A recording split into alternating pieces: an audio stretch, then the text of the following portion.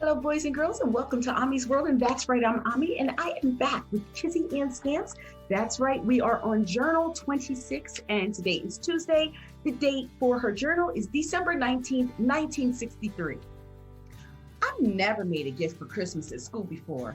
There were just never enough money for Miss Warren to buy materials for that. And I always make gifts, that part isn't new, but not at school. I don't rightly know if that pot holder will be of much use for my mom.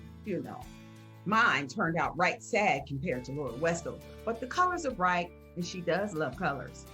And getting a present from you, gosh, sometimes Miss Warren gave us a peppermint.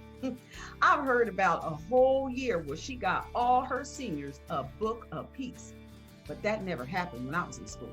So this is really exciting. They were all wrapped up so pretty too. We wrapped it with the old grocery sacks that we decorated with usually. But this store-bought paper is especially fine. I know that some of the others weren't excited. I guess you heard Laura Westover say, "Oh, another book." But I'm really grateful. We only had a good book at our house, only one. So it would be nice to have another, whatever it is. And I'm not going to unwrap it until Christmas morning, even if I do know it's a book. We used to have a party at school, but I know the white folks weren't going to let that happen. My mother makes all of the meals that are served to Laura and her family. But if I brought something made at my house, none of the white kids would eat it. They made lunches all the time, but never with us. Sure, I understand that cold potato cakes and a hard-boiled egg doesn't appeal to everyone, but who could turn down my mama's oatmeal cookies? Anyway, I'm glad to have some days at work finishing my gift with Shag. It's a braided collar.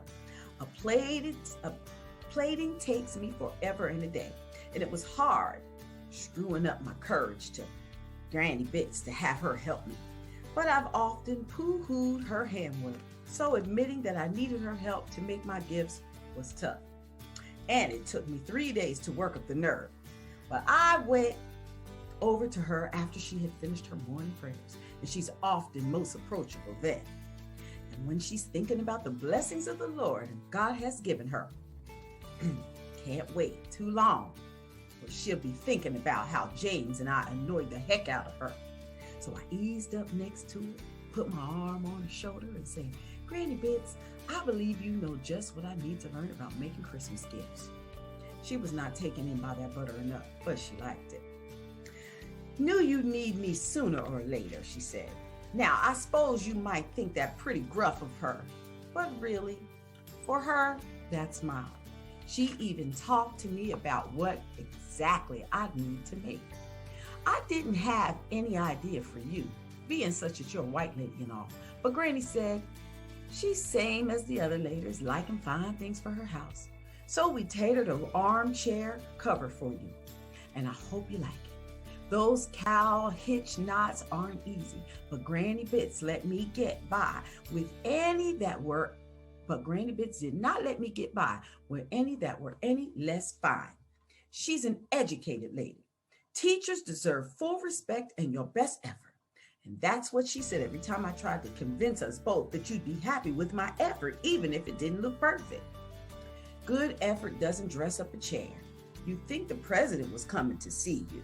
The finest she felt of her chairs had to have. But I needed her to get me started. She may fight the arthritis, but she sure knows what hands should do to create. I thought she'd fuss about the collar for the dog, but she just nodded.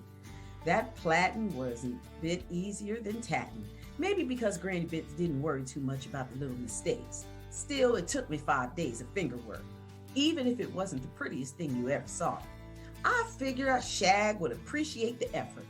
Part of me worries that she won't like it at all. After all, she's a no-bow dog.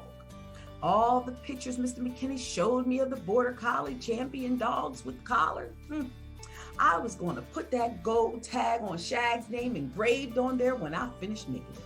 But I've decided to use a little bit of money. I have some things for James. I know before he was mad and very loud, and I was worried that he'd do something crazy, like yelling at all the white coaches, and you know how awful quiet he's been, like a shadow. Now, I'm kind of scared The little crazy things he might do won't be against someone else, but against himself. He's still so different. Sometimes he's taking part in the other things that we do, and other times it's like noon for shadows. He's there, but you really can't see him.